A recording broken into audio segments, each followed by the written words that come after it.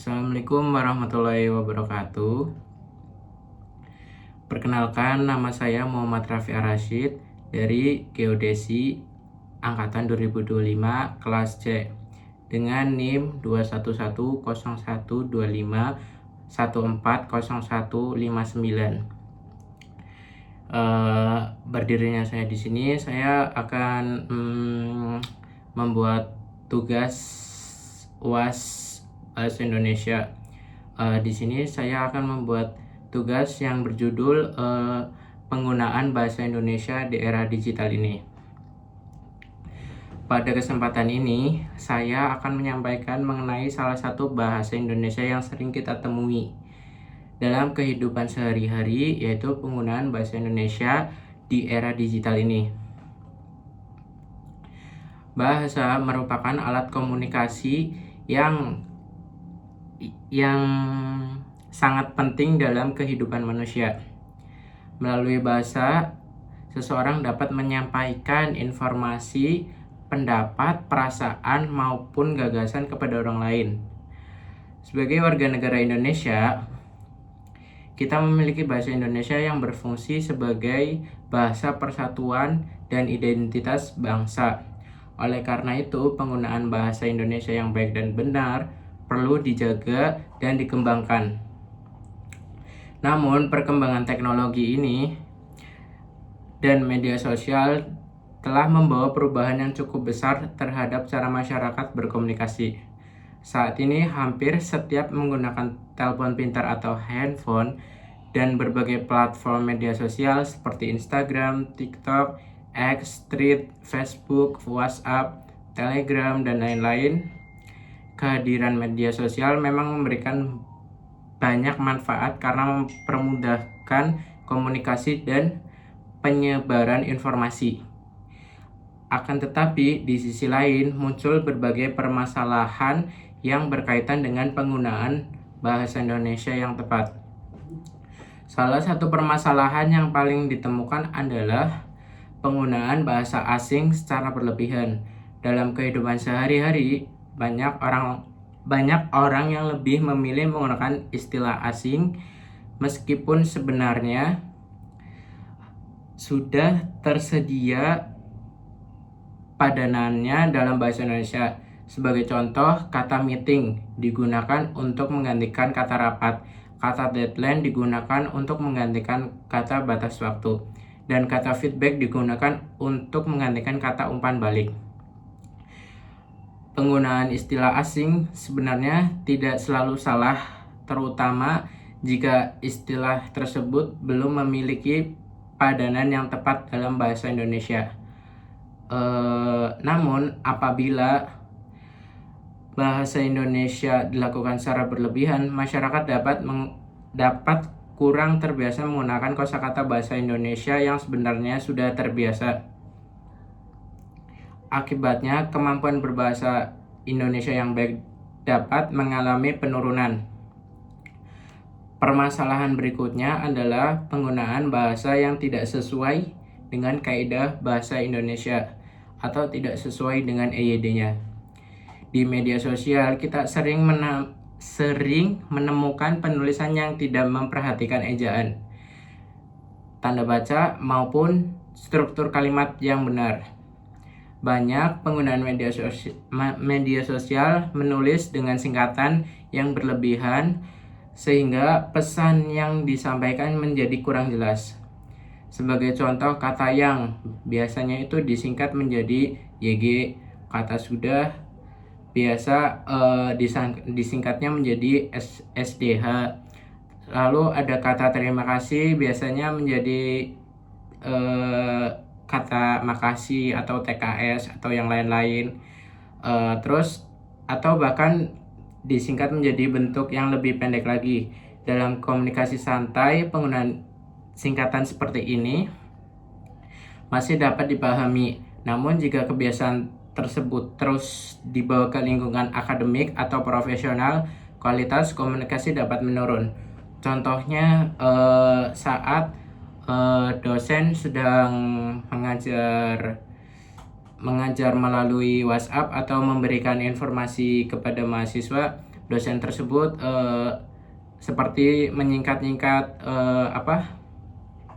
bahasanya, ya seperti yang tadi saya ucapkan, seperti terima kasih menjadi TKS. Sebenarnya kan mahasiswa kan itu nggak tahu TKS itu apa, banyak artinya. Nah, sebaiknya itu nggak boleh dicontoh untuk mahasiswa ataupun dosen. Selain itu, banyak pelajar dan mahasiswa yang masih kesulitan membedakan penggunaan bahasa yang formal dan bahasa yang non-formal. Dalam tugas kuliah seperti ini, surat resmi atau laporan akademik masih ditemukan penggunaan bahasa percakapan sehari-hari yang seharusnya tidak digunakan dalam konteks formal. Hal ini menunjukkan bahwa kesadaran terhadap fungsi dan situasi penggunaan bahasa digital masih perlu ditingkatkan lagi. Permasalahan yang lainnya itu adalah menurunnya minat membaca dan menulis menggunakan bahasa Indonesia yang baik.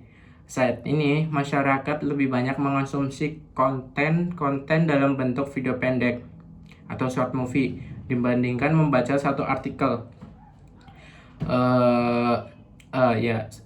Dibandingkan membaca artikel atau buku-buku yang lainnya lah. Padahal kegiatan membaca memiliki peran penting dalam memperkaya kosakata dan meningkatkan kemampuan berbahasa seseorang. Ketika seseorang membaca, kosakata yang dimilikinya menjadi terbatas.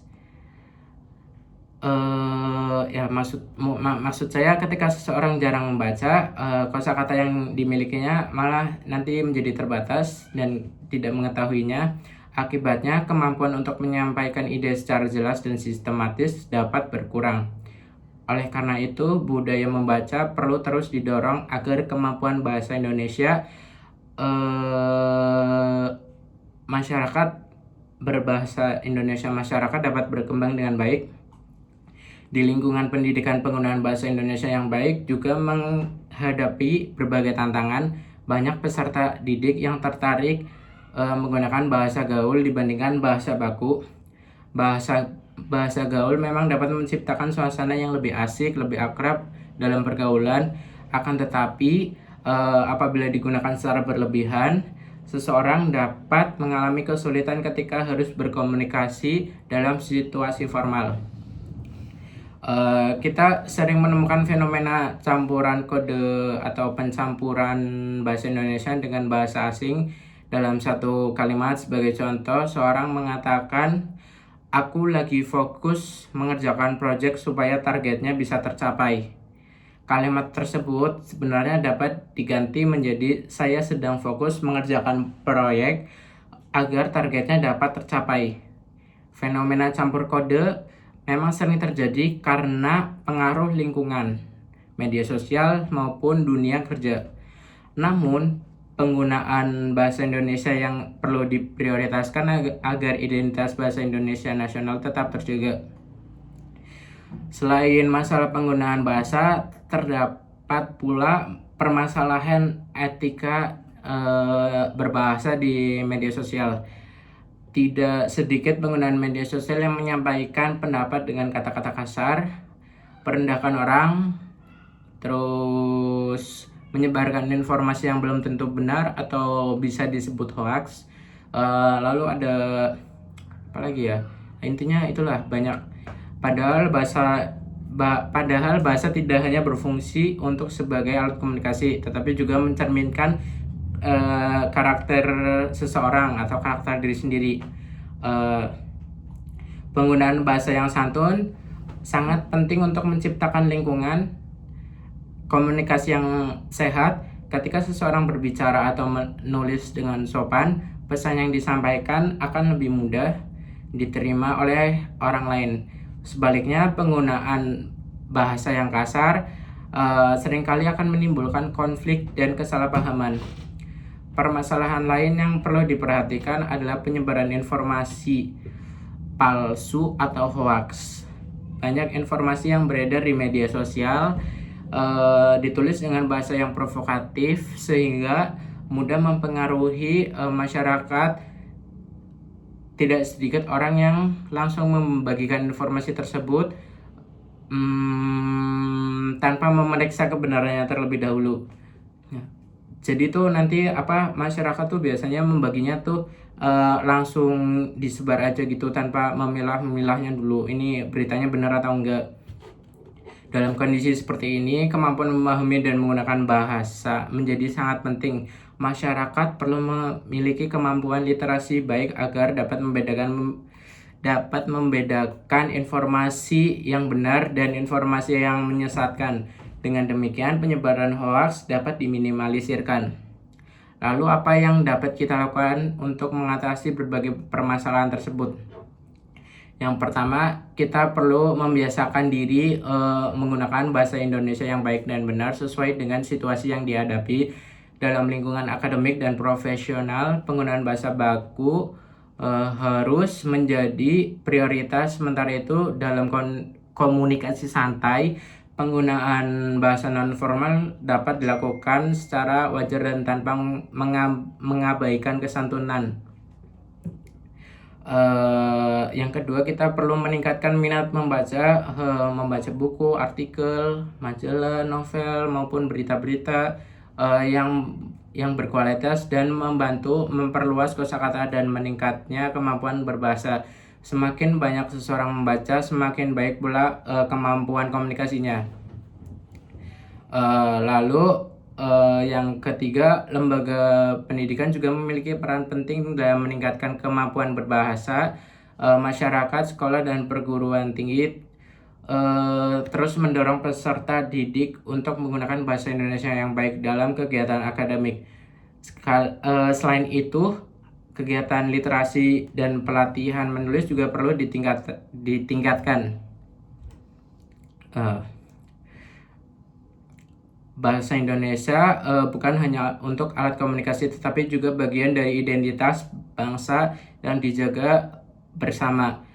Perkembangan teknologi dan media sosial memang membawa berbagai perubahan dalam cara kita berkomunikasi, namun perubahan tersebut tidak boleh membuat kita melupakan pentingnya penggunaan bahasa Indonesia yang baik, benar, dan santun.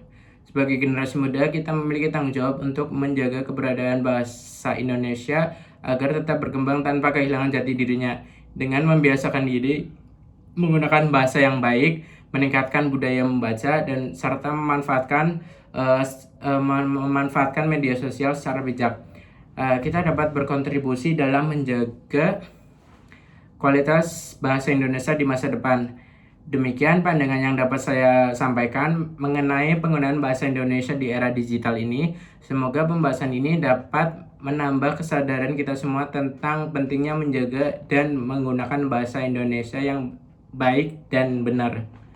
Sekian dari saya. Wassalamualaikum warahmatullahi wabarakatuh.